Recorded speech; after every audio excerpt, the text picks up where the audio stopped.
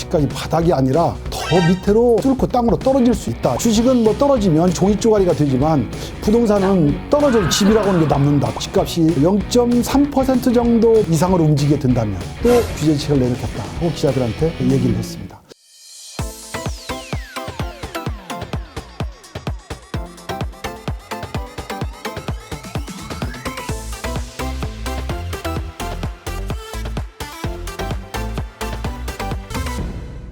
부동산의 정석, 풀리지 않았던 부동산 이야기 속 시원하게 풀어드립니다. 톡톡 부동산. 부동산주만 따는 사람들은 꼭 알아야 부동산 이슈 속 시원하게 풀어주실 부동산 전문가와 함께합니다. 박사님 안녕하세요. 안녕하세요. 네. 지난해 9.13 부동산 대책 이후에 급격하게 떨어졌던 서울 집값이 다시 좀 꿈틀거리고 있습니다. 강남 재건축 단지들의 매매값이 다시 회복세를 좀 보이면서 일반 아파트까지 좀 덩달아 오를 것으로 보이는데요. 이제 서울 집값이 오랫동안 하락한 끝에 바닥을 찍고 다시 올라갈 거라는 서울 집값 바닥론이 점차 힘을 좀 얻고 있는 분위기입니다. 주변에서는 뭐 집값이 충분히 떨어졌으니까 이제 좀 오르는 추세이지 않냐 이런 사람들의 심리도 좀 작동하고 있는 것 같은데 전체적인 흐름이 좀 어떻습니까? 5월부터 6월, 7월은 거래가 별로 없고 가격도 움직임도 없는 없고. 그런 시기인데 가격이 조금씩 올라간다라고 하는 장세가 이제 서울권에서 나타나고 있기 때문에 바닥을 찍고 다시 상승하는 것 아니냐 뭐 이런 얘기들이 이제 나오고 있는 것이죠. 일본의 어떤 그런 경제적인 여러 가지 반도체 문제, 규제 문제, 미중과의 무역 전쟁 이런 것들을 감안해 보면 역시 이제 호재의 성격이 별로 없다. 그러면 이게 이제 집값이 바닥이 아니라 더 밑으로 뚫고 땅으로 떨어질 수 있는 그런 여지도 또 어느 정도는 있다. 이렇게도 보여집니다. 그러나 어쨌든 바닥이다 아니다라고 하는 논쟁이 점점 심화돼서 아마 이게 가을까지 가지 않을까 뭐 이런 생각이 듭니다. 일부에서는 한두 달 사이에 뭐 특정 지역의 그런 사례가 아니냐 이런 걸 정확하게 판단을 하기엔 기간도 굉장히 짧고 거래량도 많지가 않다 이렇게 네. 이야기하는데 이 부분에 대해서도 해주실 말이 있을까요? 바뀔 수 있는 분위기는 있는 것 같습니다. 예를 든다면 주택시장에 또 가장 크게 영향을 미치는 것이 바로 금리 문제인데 이 금리가 최근 들어와서 인하할 가능성이 이제 굉장히 커졌습니다. 주택 가격과 금리는 상당히 반비례에 놓여 있어서 금리가 떨어지게 되면 값싼 돈을 이용해서 자꾸 주택을 살려고 하는 성향이 생기기 때문에 주택시장은 또 활기를 띠는 이런 장세를 보이고 있는데 역시 이제 한 세 가지 정도에서 금리 문제가 지금 얘기가 나오고 있죠. 국내의 소비자 물가 6개월 동안 제가 수치를 보니까 0.6% 정도 올랐습니다. 물가가 안 오른다 이런 얘기입니다. 결국은 구매력이 굉장히 떨어져 있다. 그래서 금리를 좀 낮춰서 바닥에 돈이 많이 좀 풀려야 서로 사게 되니까 물가가 일부 조금 올라가게 된다. 일정 부분 물가가 좀 올라줘야 경기 순환적으로는 아주 좋은 거거든요. 하는 총재가 이 금리를 좀 낮추는 게 좋지 않나 이런 쪽으로 자꾸 얘기가 나옵니다. 그래서 금리가 내려진다면 결국은 또 주택시장에 호재로 작용할 수 있다. 이렇게 된다면 지금 현재가 바닥론일 수 있다. 이제 이런 논리가 성립하게 되는 거죠. 실제로 노무라연구소에서 내놓은 걸 보니까 하반기 한국이 금리를 적어도 50bp 정도는 낮출 거다라고 하는 전망들을 내놓고 있습니다. 그러니까 금리가 내리게 되면 주택시장이 호재를 맞을 거기 때문에 결국 지금이 바닥이라는 것이 맞다. 네, 관점으로 그렇죠. 봤을 때는요. 현대경제연구원에서 한 설문조사를 했는데 여기서는 주택 매매 가격이 오를 것으로 보는 이유를 지역 내 개발 호재, 대체 투자처 부족 등으로 꼽았고요. 하락의 이유로는 신규 공급 물량이 증가하고 국내 경기가 부진하기 때문이다. 이런 이야기도 있었습니다. 집값 바닥론과 함께 찬반 논란도 굉장히 많은데 이 시점에서 그렇다면 가장 중요한 건 집을 내가 지금 사야 될지 조금 기다렸다가 나중에 사야 될지 이 부분이 제일 궁금할 것 같거든요. 어떻게 보시나요? 어느 정도 이게 바닥이라고 하는 것이 확인된 다음에 시장에 참여를 해도 그렇게 늦지는 않을 거다. 왜냐하면 오르더라도 천천히 오르지 빠른 속도로 올라가지 않을 거다. 그런 입장에서 본다면 그렇게 바닥론에 너무 불안해할 필요는 없다. 다만 또 이제 파실 분 같은 경우들도 바닥론이라고 그러면 지금 계속 가지고 있어야 되는가 이제 이런 생각을 하시게 될 텐데 그분들도 역시 너무 서둘 필요는 없다. 충분히 이제 올라서 팔을 수도 있는 개연성도 그만큼 있기 때문에 그렇다. 그렇다면 먼저 집값 상승을 부추기는 요인이라면 어떤 것들이 좀 있을까요? 경제가 돌아가는 상황을 보면 이 유동성이 이제 가장 큰 문제입니다. 첫 번째 유동성. 네, 그렇습니다. 뭐 한 지금 1,000조 원 가량이 생산 자금화 되지 못하고 떠도는 자금들이 있습니다. 바로 그렇게 큰 자금들이 떠돌다가 투자할 물건이 뭐가 나타났다 이러면 그쪽으로 이제 쏠리는 현상들이 나타나게 되는데 큰 유동성이 지금 갈 곳을 못 찾고 있는 것이죠. 주식 같은 경우들은 지금 굉장히 많이 떨어지는 그런 장세에서 주식에 그게 선뜻 들어가지 못하고 대기하고 있는 그런 자금이고요. 부동산도 아직은 확신을 가지지 못하는 그런 장세이기 때문에 이 돈이 어디로 가냐에 따라서 크게 좌우할 가능성이 있습니다. 그래서 지금 이제 바닥론이라는 얘기가 나오는 것은 금리가 인하가 되면 이 부동자금들이 오히려 더 밖으로 빠져나올 확률이 많이 있습니다. 제도권보다도. 그러면 안전자산이라고 할 수 있는 부동산에 이제 그게 들어갈 수밖에 없는 그런 구조를 가지고 있죠. 그러다 보면 서로 이제 매입을 하게 되고 그럼 여기서부터 상승장이 펼쳐질 가능성이 있다. 1,000조 원이나 되는 돈이 어디로 갈지에 대한 유동성이 가장 큰 집값 상승을 부추기는 요인일 것 같다라고 하셨는데 두 번째 요인을 또 좀 짚어주시죠. 네, 두 번째 요인은 역시 이제 수급의 문제일 것 같습니다. 네, 도심에 공급되는 주택이 부족하다. 특히 아파트가 부족하다. 대량으로 공급되는 단지는 결국은 재개발 재건축밖에는 없다 이런 얘기입니다. 그런데 지금 재개발 재건축은 앞뒤 손발이 다 묶여 있어서 공급될 수 있는 소지가 거의 없고 또 공급이 된다 손 치더라도 지금 분양가 상한제 문제 또는 정부가 분양 보증을 안 해주고 분양가를 낮추도록 지금 유도하는 문제 이런 문제에 걸려서 분양이 제대로 이루어지지 않고 있거든요. 그리고 사업을 막 추진하는 단계에 있는 데들은 사업에 걸림돌이 많다가 보니까 조합원들이 선뜻 동의를 하지 않아서 사업이 진척이 되고 있지 않아요. 뭐 여의도 같은 경우가 이제 대표적인 케이스인데 이제 공급이 되지 않는 그런 상황들이고요. 공급은 안 되고 있는 반면에 수요는 계속 더 늘어나고 있는 그런 추세잖아요. 뭐 지방에 있는 사람들도 다 서울에 집 사야 자산을 안전하게 보존할 수 있다. 뭐 이렇게 생각하다 보니까 서울에 찾고 와서 집을 살려고 하는 상황이 생기니까 수요는 계속 늘어나고 있는 입장이죠. 그러니까 공급 부족에 따라서 집값이 한 차례 오를 수밖에 없다라고 하는 거는 기정사실인 것 같습니다. 이게 얼마나 천천히 올라가게 만들 건가 정부가 속도의 문제다 이렇게 얘기 드릴 수 있겠죠. 네. 소규모 공급만 있고 대형 단지가 없다. 대형 단지 공급이 부족하다라는 점 꼽아주셨는데 서울 도심의 하반기에는 좀 물량이 어느 정도 공급이 될까요? 지금 뭐 대기하고 있는 지역들은 많죠. 뭐 개포라든지 둔천동 중단지라든지 그런 단지들이 얘기 드린 것처럼 지금 정부가 분양가를 낮추라고 분양 보증을 안 해주면 결국은 여기서 공급하지 못하는 상황이 오거든요. 공급하지 못하면 이제 후분양제로 돌아가면 한 80% 정도 집을 짓고 나서 그때 분양되니까 한 2년 동안 이제 공백기가 생기는 거죠. 그리고 새로 드는 단지들은 지금 진척을 빨리빨리 해서 조합원들 동의를 얻고 관리 처분을 빨리 하고 빨리 착공을 하고 철거를 하고 이렇게 가야 되는데 그런 절차를 지금 진행하지 못하고 있는 그런 상황들입니다. 그래서 결국은 공급이 지연될 수밖에 없는 그런 상황이다. 특히 서울권에 지금 주택 공급하는 것들을 좀 더 자세히 들여다보면 20년 만에 연평균 공급되는 양들이 거의 절반 수준으로 지금 줄었습니다.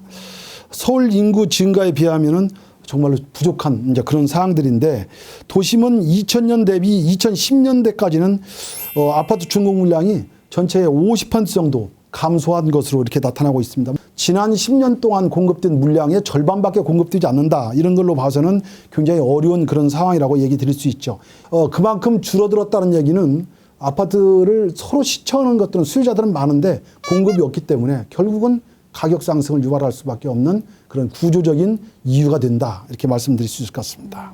결국 대형 단지의 공급이 계속해서 좀 늘어나야지 그 수요를 좀 감당할 수 있을 것 같은데 서울에 집을 사놓으면 뭐 부동산이 아무리 이렇게 요동을 쳐도 리스크가 굉장히 적을 것 같다는 암암리에 모든 사람들의 심리가 좀 있는 것 같거든요. 그게 이제 바로 안전자산을 선호하는 그런 경향이죠. 안전자산. 예, 네. 서울이면 무조건 안전. 그렇죠. 서울의 집이 훨씬 안전하다는 걸 알게 되니까 뭐 가진 자들은 서울에 있는 집을 찾고 살려고 하는 그런 성향이 나타나니까 일종의 가수라고 할 수 있죠. 그분들을 또 나무랄 수도 없습니다. 내가 내 자산을 가지고 좀 안정적으로 지키려고 그러는데 그게 뭐가 잘못된 거냐. 그런 사람들을 하지 못하게 하는 것이 지금 자본주의 시장에서 맞는 논리냐. 네, 그렇죠. 이제 그런 얘기들을 많이 하고 있죠. 그리고 또 하나는 이제 그래도 안전자산이라는 성향도 또 더 많이 생겨나는 거는 지금 작년까지 지은 집하고 올해부터 새로 짓는 집하고는 건설의 원가가 좀 달라지거든요. 그게 아무래도 뭐 최저임금이 올라가고 주 52시간 적용을 하고 하다가 보면 건설 원가가 올라갈 수밖에 없죠. 그러다가 보니까 작년에까지 지은 집하고 올해부터 지어지는 집이 턱이 생길 수밖에 없다. 그러면 기존에 있는 주택이라도 사면 지금 이제 올라가는 거에 비례해서 어느 정도 따라 올라갈 수 있는 개연성이 크다.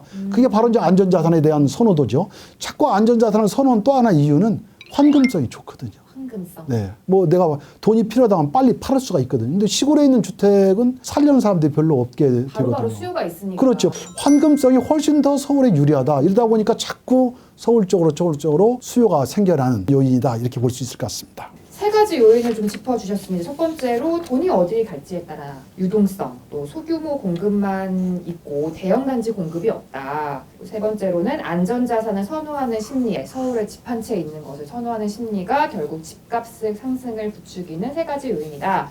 라는 이야기를 좀 나눠봤는데 소득 격차가 계속 벌어지는 이 양극화도 이 상승에 어느 정도의 영향을 좀 미치지 않을까 싶은데요. 네, 그래요. 실제 저 강남에 있는 부동산에 가서 얘기를 들어보면 아들 장가 가서 그 시댁이나 이런 데에서도 가까이 와라. 뭐 이렇게 얘기를 한다고 그럽니다. 그러니까 최근 들어와서는 이제 아이 보육 문제라든지 이런 여러 가지 문제가 겹치다가 보니까 뭐 시댁이나 친정에 가깝게 살고 싶어 하고 더 형편이 좋은 사람들은 전월세가 아니라 조그마한 집이라도 사서 이제 들어가는 그런 성향들이 많이 생겨나서 이제 그것이 또 강남의 수요를 부추기는 그런 요인. 그러다 보니까 이제 결국은 그런 양극화의 문제가 가진 자의 위에 쪽에 있는 부분들이 또 집을 계속 살 수밖에 없는 그런 구조를 가지고 있다.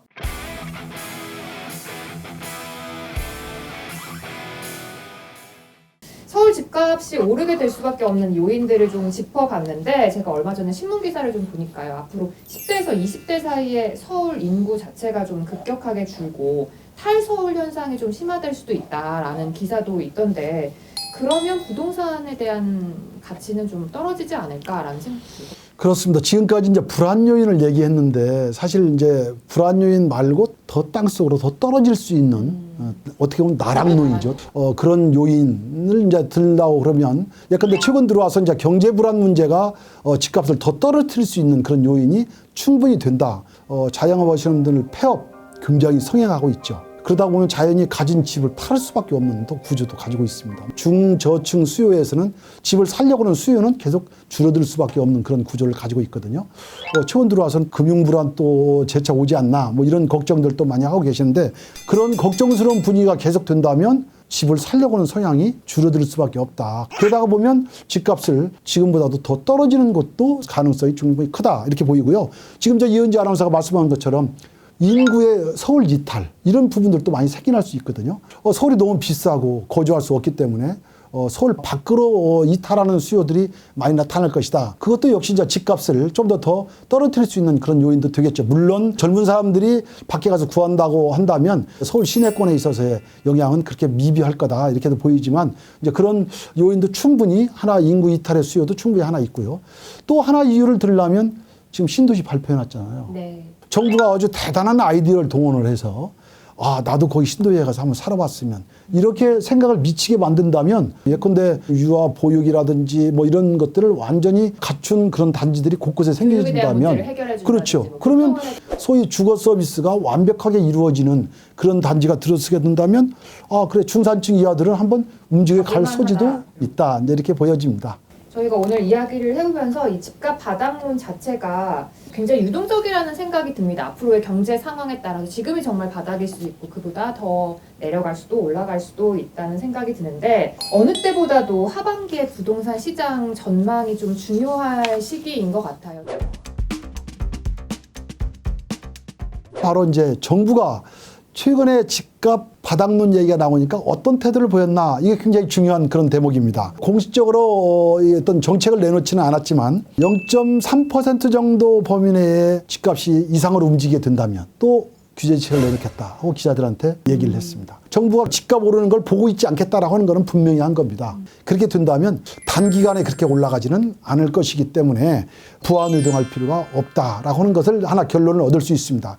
그렇다면 집을 살 사람과 팔 사람은 그러면 어떻게 행동하는 게 좋은가? 구체적인 쪽집게 과외를 이제 필요하다고 그러겠죠. 집을 이제 팔려는 사람들 9월 시장을 좀 한번 자세히 보는 게 좋습니다. 9월 시장을 네, 9월 가을 주택 시장을 좀 한번 보는 게 좋겠다. 9월에 어떤 변화가 있을까요?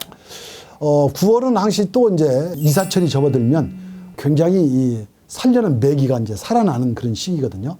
여러 군데 중개업소에다가 매물을 내놓고 가을 시장에 좀 전화가 오는 것들을 봐가면서 해야 됩니다. 10월경 넘어가면 또 다시 매기가 줄고 문의가 거의 없는 그런 상황들이 오기 때문에 9월 한 달이 딱 9월 한 달이 피크인 시장, 가을 시장의 피크 시장을 잘 활용해라 이런 얘기고요. 반대로 이럴 때 집을 좀 마련해 볼까 이런 분들도 계실 겁니다.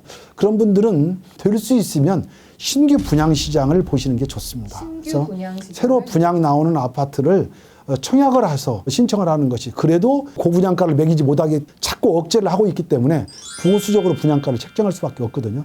그만큼 소비자 입장에서 보면 유리하죠. 그러니까 신규 분양 시장에 좀 참여하시는 게 좋겠고 기존 주택 시장에 가서 이제 매물을 사겠다. 그 매물을 실거래 가격은 얼마나 갔는지 많이 오를 때는 어느 정도 했는지 하한가일 때는 얼마였는지 중개업소 몇 곳을 돌아다니고 또 인터넷도 확인을 하고 그럼 이제 발품 팔려면 또 어디로 가야 되냐 뭐 이런 얘기 또 하실 것 같은데요. 자금이 많으신 분들은 강남 쪽 송파나 뭐 이쪽까지 가셔서 이제 바라보는 것도 괜찮지만 새로 또 오를 만한 그런 곳들 지금 올랐지만 아직 오르지 않은 덜 오른 지역들 소위 이제 마용성 우리가 흔히 얘기하잖아요. 이런 지역들이 강북에서 그래도 유망권에 속하는 그런 지역들이기 때문에 그런 지역을 좀 유심히 보시고 또 그 밖에 새롭게 역세권이 조성되는 그런 지역들이 많이 있습니다. 경전철이 또 주변 지역으로 확산되는 지역이라든지 영등포나 이런 지역들도 좀 새롭게 탈바꿈하는 지역들이고요. 청량리 역세권 같은 경우도 전농동이라든지 이런 주변 지역들도 아직도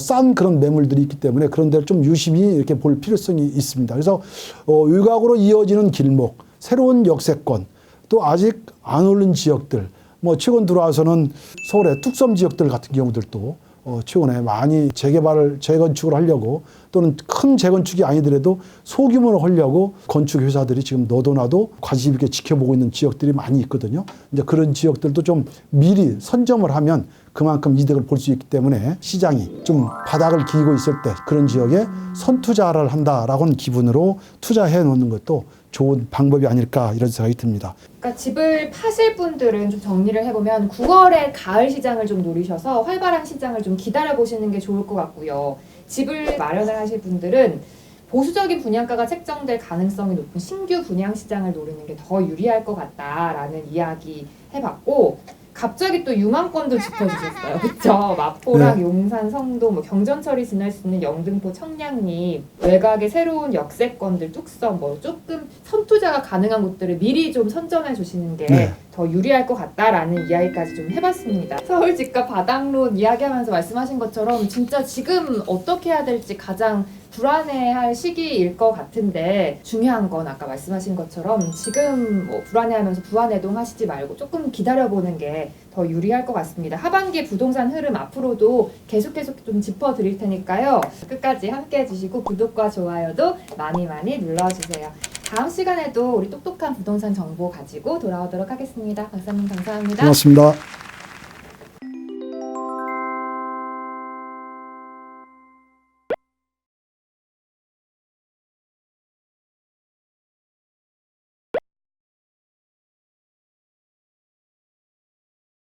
뭐 들어간 돈은 대충 한 10억, 한 2, 3억 정도 이렇게 그건데 지금 현재 시가가 한 20억이 넘는다고 그래요. 지금 이제 북촌 같은 경우들이 너무 많이 올랐다라고 하는 것이 일반적인 부동산 쪽에서 본 견해거든요. 전통 한옥을 개보수한다. 그 개보수할 때도 또 최대 1억 원까지도 정부가 지원을 해주고 있습니다.